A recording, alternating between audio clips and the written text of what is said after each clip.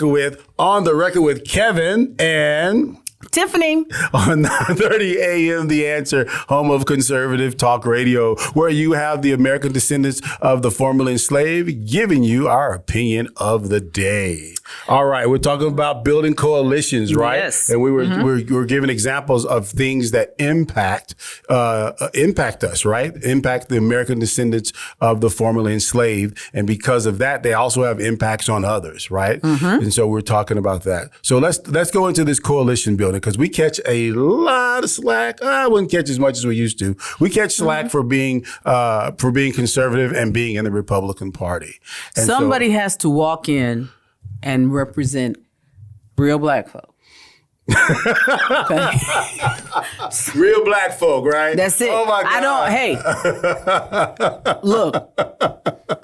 Continue, baby. Because I'm dealing with people in this party all the time. I'm just saying what needs to be said. If you don't like what I have to say, get your own radio show and say what you want to say. But that is, right? So one of the things, and I'm not going to call this person's name out, but you know them, Tiffany. So I'm talking to an individual, and they had some different political opinions and everything. And I said, hey, won't you come over into the Republican Party? We need someone like you. You know, you're not scared. You don't mind making people feel uncomfortable. Yeah, this isn't for anybody who wants to be a kiss up in the party right now. I just want to be friends. Well, this isn't the job for you. Yeah, you don't want to come rolling with Kevin and Tiffany. You need to go on over there with the other ones. Yeah. So while I was talking about how Malcolm X and Newt Gingrich are two of our kind of our idols. Right now, you're getting a full impression of it today with Tiffany. I love it. But it's to come into the party and seek change. Bring your ideas to seek change. Because I'm very forthcoming about the fact that. But the change that we cause for us will also be change that has impact for others. That is the historical significance that we've always had in America. That's right. That's one of the things that's driven home patriotism amongst us. Right. And we're looking for change, for economic change in underserved communities, which are historically urban communities and black communities. But we don't see us, black people, as a monolith. There are all different types of people across the black community. But what we are all experiencing as is being treated as a monolith and not having equitable access to the same economic empowerment that others in our culture have. But that also incur things such as in our field, in our particular realm, healthcare. Right. And so that's why we're big advocates there. And that's why we're drawing that connection across that. Because if you don't have your health, you have nothing. If you lose your health, you have nothing. It doesn't matter how big your bank account is. It doesn't matter how much power you think you have. If you do not have your health, you have nothing. All right. And so one of the things that in this space, in our space being, we're going to transition to health, talk about health, right? Because I got some emails. And so one of the things that I get criticized for is calling people out, right? And so, and I want to talk about that, right? So if you look at the last 40 years of data in the kidney health space, right? And the kidney health space, it's all looked like a hockey stick. It starts off low and it keeps growing as far as the number of people who end up in end-stage renal disease, as far as the amount of money that's being made on end-stage renal disease, right? And then so you have all these things here. And also the various other stages of kidney disease, because there are also people, the other stages of kidney disease besides stage 5, the dollars are 3-to-1 to stage 5. Yeah. So you're talking about major money. But what I didn't see in this space is I didn't see anyone who a lot of organizations are stating they are advocates for patients, right? And they do a lot of good things in terms of policy.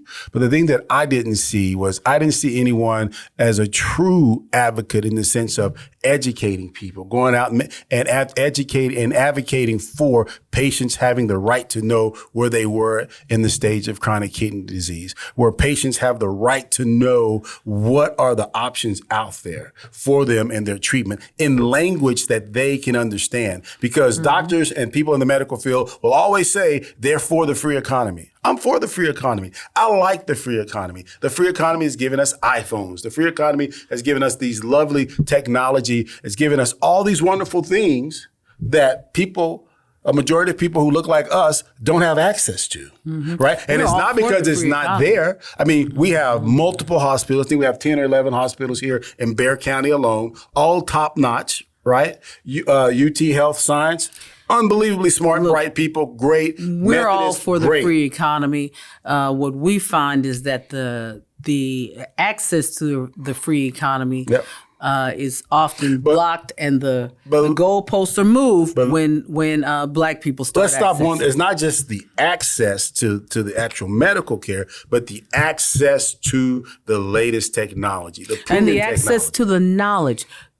There is a lack of transparency and knowledge being transmitted, being given to the patient. Patients are not being given the latest drugs, right? Because there are some inhibitors, the SGLT2 inhibitors, that are slowing and even in some cases stopping the progression of kidney disease. They are a diabetes drug. They assist with type 2 diabetes, with weight loss, with and a sundry of different things. Also the cardio infarctions that most people suffer. They're helping with go ahead. No, go ahead. So this medication that Tiffany's talking about is essentially like the iPhone landing. Could you imagine? It's been around for 10 years. Well, it's been proven in the last 5 to where everyone's on board that it has these benefits. But it's essentially like the iPhone landing, and everyone's saying, it's all right.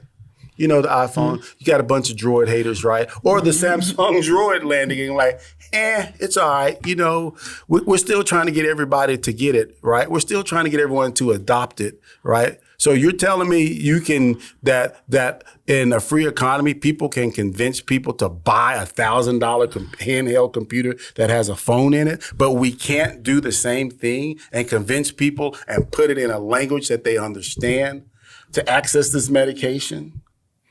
Right? And then the onus is put back on them for not knowing about it or not asking the question. Put back on the patient. On the patient. That's crazy.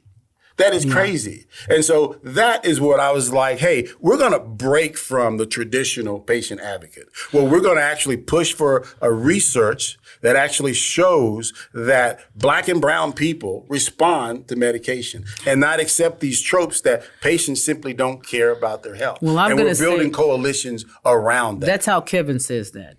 I'm going to say it like this. We are going to stick to being actual patient advocates and not sycophants for doctors. That's what we are doing. We're patient advocates. So that means when we see that something is not being done properly, we're going to address it. It doesn't mean that you have to be nasty to anyone. It does mean that sitting there and watching while something as important as SGLT2 inhibitors are not being prescribed by nephrologists. Those would be kidney doctors. And I shouldn't say they're not being prescribed. They're being prescribed at a rate of 1.26% of nephrologists nationwide are prescribing them. So if only 1% of them are prescribing the very mechanism that could slow the progression of the disease, and most nephrologists will adhere to and tell you that their goal is to improve your health. Well, then how does this go along with that? we're going to call BS when we see it. And so what you're going to see from not just on the show, but with I think those things are multifactorial. So we're not like one dimensional in that, there's just some nefarious reason. We don't know what the reason is, but we have to call and shed light on the fact that this is not happening. Yeah, the outcome is that we're not receiving. Yeah, we have to show that what the outcome is, right? Mm-hmm. And I'm not going.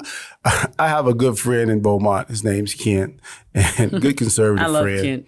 And he always says, Kevin, everything isn't about race, but when it's about race, it's about race. Mm-hmm. You don't walk away from it. You address it, right? Mm-hmm. And so not everything is about race, but I know historically if I improve how my group of people is being treated, it will improve everybody. Rate of being treated, because there is nothing sadder than seeing a proud working man, right, now or woman, right, can no longer take care of their family. They're going into kidney failure, right, and they didn't know. And when you sit there as a patient advocate and you look at their blood work, you see that person you see them moving that way. You can see it in the blood work, and yet often the medical professionals that are looking at that blood work do not inform the patient until the latter stages of the disease. Mm-hmm. And even then, and most of the time when they inform the patient, communication is such that the patient doesn't understand the gravity of the situation. But by the time that they're informed right, they've lost 40 to 60% of their kidney function. And it is devastating. It's devastating to them and their family. It's the depression and the adjustment, the devastation to their financial situation. Even if they're middle class, they're about to lose that status because they can't work at the same rate that they were working at. I mean, it's devastating. Your life is literally turned upside down. And if they don't have chronic kidney disease, they have cardiovascular disease, right? So here, and a sundry of there's a sundry of other problems that happen, and so. That's why we're passionate. That's why we're passionate about building coalitions, right? Because for us, it's about outcomes. And with 1 in 3 Texans, 1 in 3 Americans at risk for kidney disease, it's an everybody problem, not a one somebody problem. And you've been listening to On the Record with Tiffany and Kevin here on 9:30 a.m. The Answer, where we give it to you straight.